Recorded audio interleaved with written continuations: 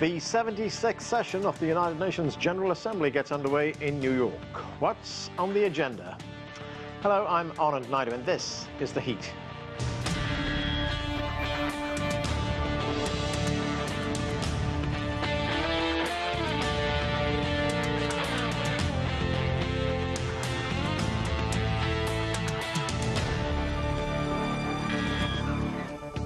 The issues are stark. Among them, a global pandemic, a climate crisis, and geopolitical tensions.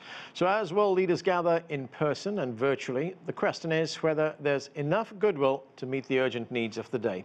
For more, we turn now to CGTN's Sarah Walton at the United Nations. So Sarah, break it down for us. What's on the agenda?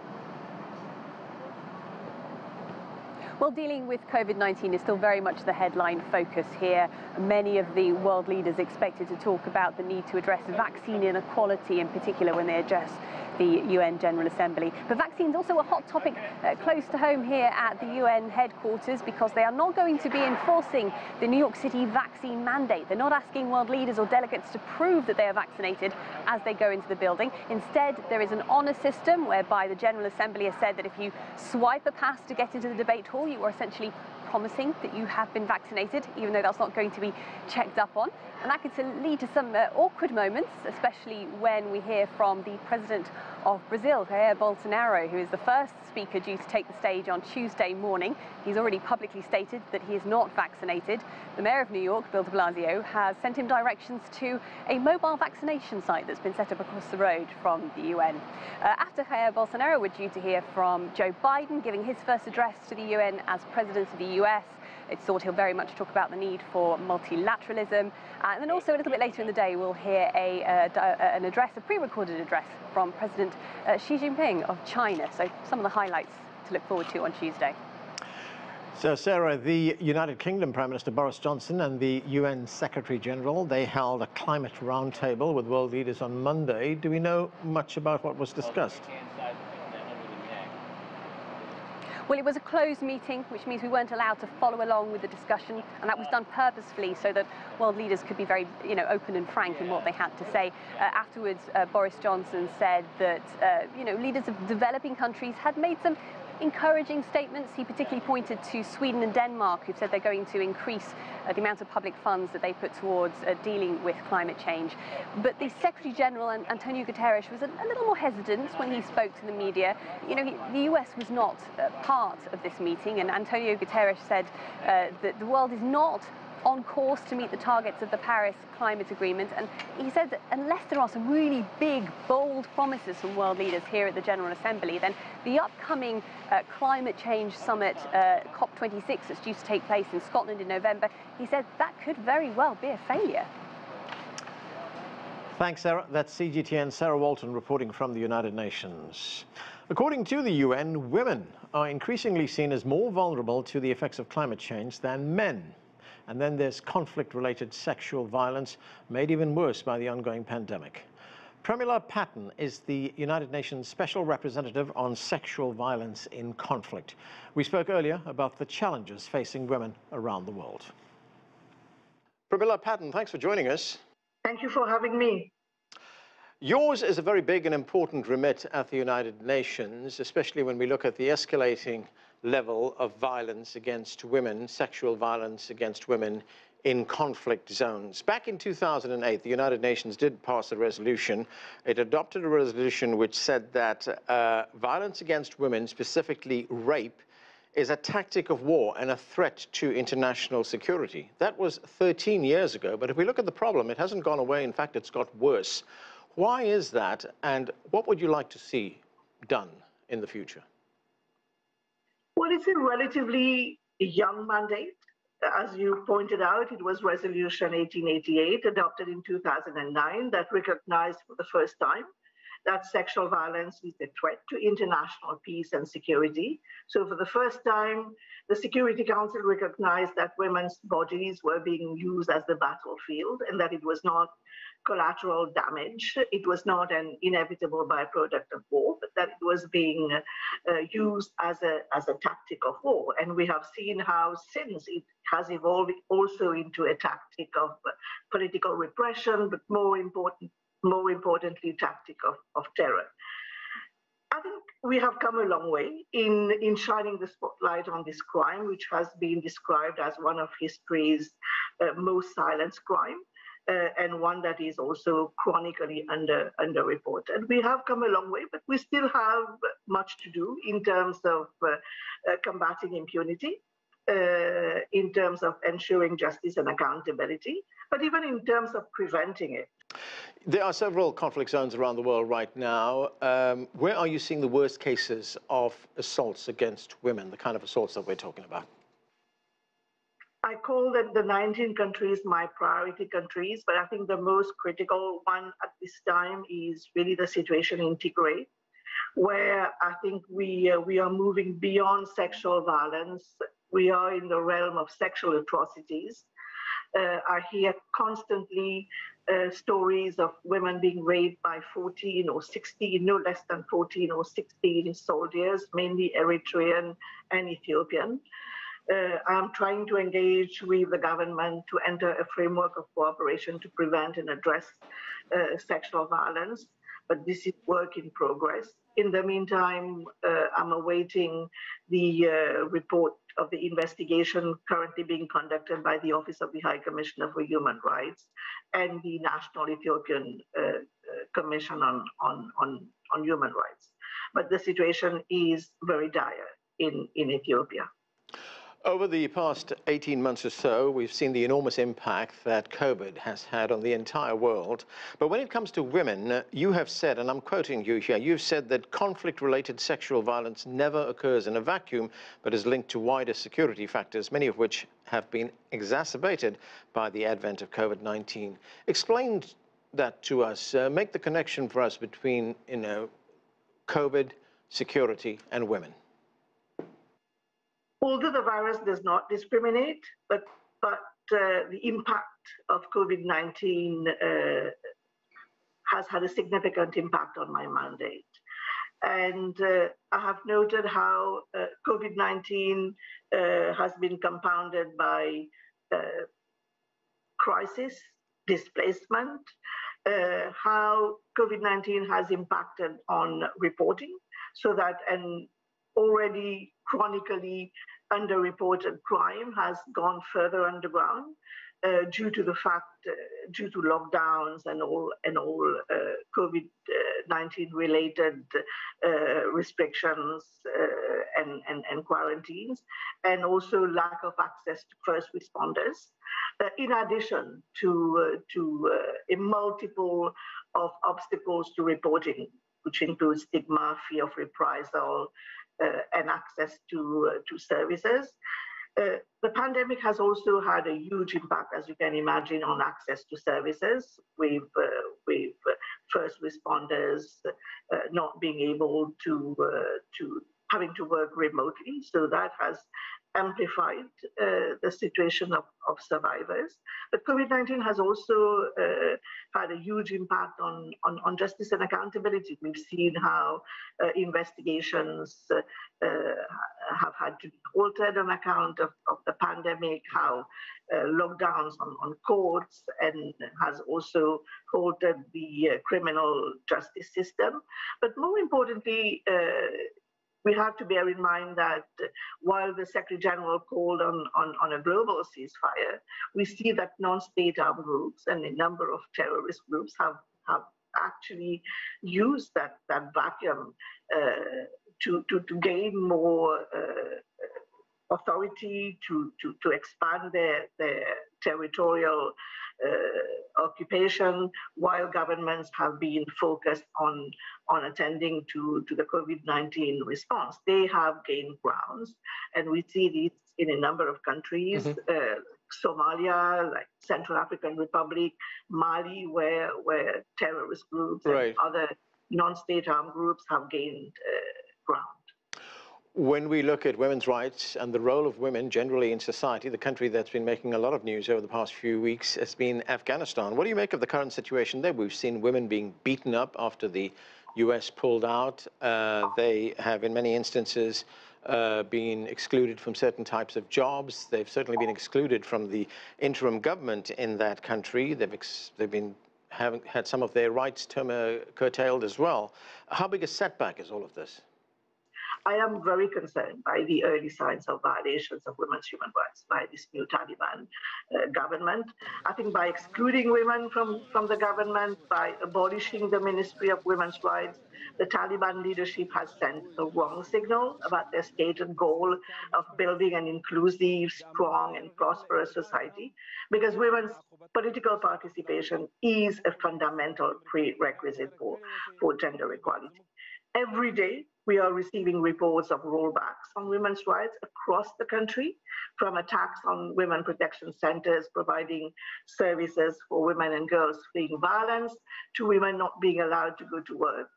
In some provinces and districts, Taliban elements have reportedly begun to reimpose the old order, with reports of women not allowed to leave their houses without a male guardian, some schools and universities closed, and women being asked to stay at home and not to go to work.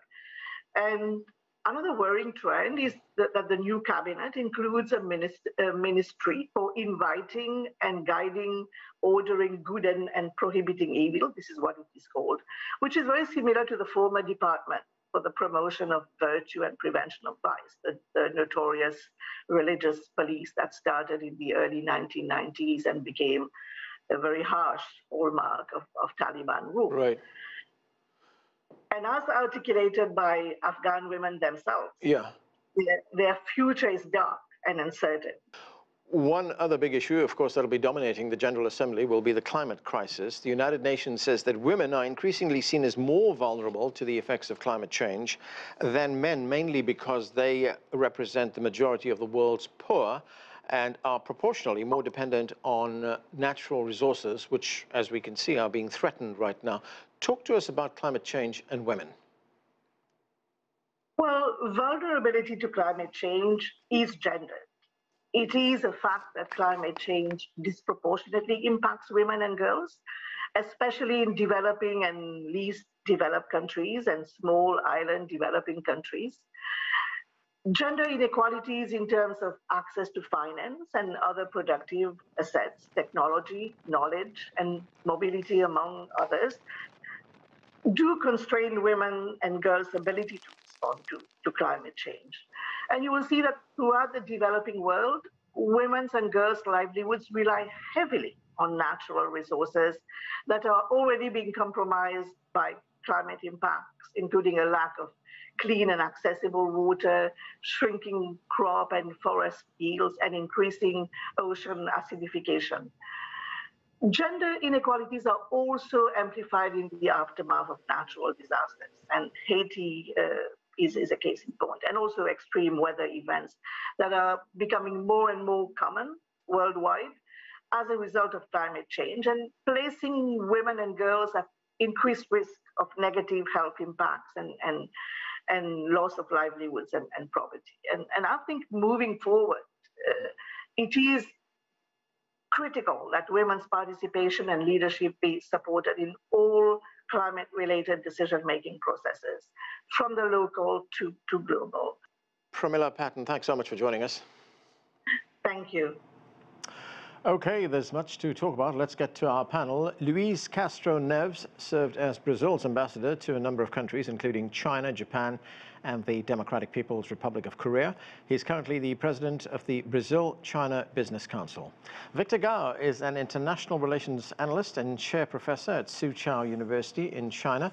And Paulo von Schirach is president of the Global Policy Institute, a public policy center based right here in Washington, D.C. Thank you to all of you for joining us. Paulo von Schirach, let me start with you. This General Assembly, of course, will be a bit of a hybrid affair. Some leaders will be there in person, others will be joining virtually. But the world continues to face formidable problems. If we look at the situation right now, there's climate change, there's the pandemic, there's vaccinations, there's inequality, there's issues on governance as well. Realistically, what do you expect to come out of this assembly? Well, I wish I could say there's something really good around the corner. I'm afraid we have to be realistic. Not much. Of course, it's an important occasion. It's a ritual every year. You know, in September, world leaders, converge in New York City for for this event. This year will be, some will be in person, some will be, by video and what have you. The notion that we can make some serious progress on all these enormous challenges, it's really a bit of a wishful thinking. COVID is with us, sadly, here in the United States. We haven't turned the corner, and other countries are in much, much worse conditions because of the lack of availability of vaccines at least on a wide scale. And just to name the pandemic as the thing that is on everybody's mind. But climate change looms large, and it's really, everybody knows the problem, and now it's a question of both political will, but quite frankly also of technical means. We just do not have, and this is a painful thing to admit, all the technologies that we really need to deploy at scale what needs to be done in order to do away with fossil fuels. So that and many more issues make things very complicated. And on top of that, the United States is now under new management, so to speak, and people are just sort of trying to take the measure of Joe Biden as president, and his record is not stellar. Ambassador Neves, you've served in Japan, the DPRK, as I said, and in China, among other places. The United Nations Secretary General, Antonio Guterres, says the problems facing the international community need urgent attention. Let's listen to some of what he had to say. It's time to ring the alarm bell. We are on the verge of a precipice, and we are moving in the wrong direction. Look at the vaccination. Look at the difficulties in bringing together all countries to make sure that we make COP26 a success. Look at the multiplication of conflicts we have witnessed in the last few months. We need to change course, and we need to wake up. The institutions we have no teeth. So, and sometimes, even when they have teeth, like it is the case of the Security Council, they have not much appetite to bite. So, Ambassador, as we hear there, the Secretary General is saying that the world is heading in the wrong direction. Do you agree with that? And if so, what needs to change? I would agree to a certain extent, but we must take into account the fact that the world is going through a geopolitical transition. And if we are able to tackle in a multilateral forum the pressing problems that we are facing, we must have a more stable situation. But as it stands now, we have a divided America, a populist Europe, Russia involved in such a what some people call a revenge, in search of a revenge. We have also the emergence of China, which is modifying the center of gravity of power in the world. Instability in the Middle East, refugees, a number of problems which are made worse by the pandemics and have produced some episodes such as the chaotic withdrawal from Afghanistan on the part of the United States.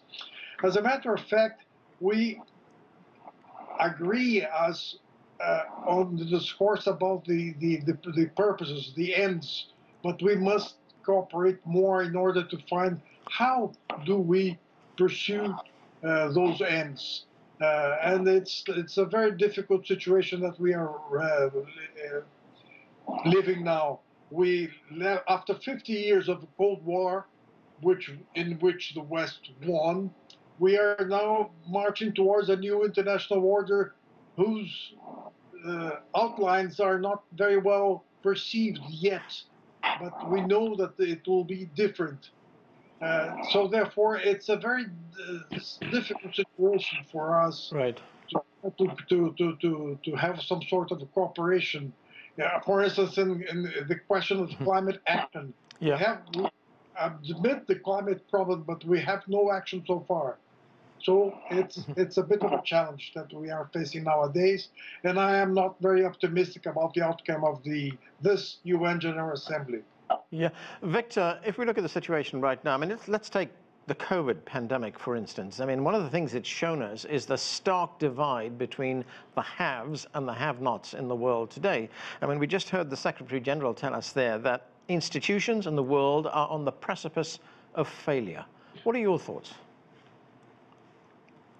Well, first of all, the world is in fast and profound change, and nothing can be done significantly without close international cooperation to solve these fundamental changes. And the best framework mankind has is still with the United Nations. However, the United Nations need to be enabled and incentivized to play a more constructive role. And great power cooperation will be a must for how the United Nations can play a work. Now, you talked about vaccines, the pandemic, etc., and the strength of the global collective defense against this virus will be determined, unfortunately, by the weakest link, because the virus disregards everything and it just wants to penetrate into human beings.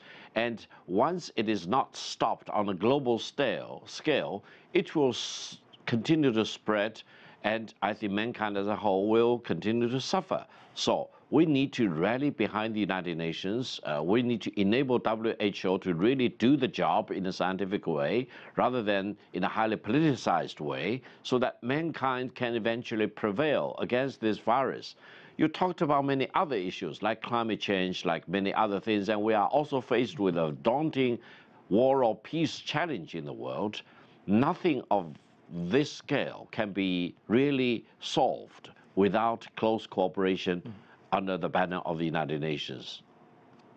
Paula von Schirach, President Biden will address the General Assembly. That's the first time he'll be doing that as President of the United States. Back in January, when he was sworn in as president, he said one of his main goals was to restore the credibility of the United States after 4 years of the Trump administration. But looking at the situation right now, the chaotic retreat from Afghanistan, the bombing of a family, 7 children killed.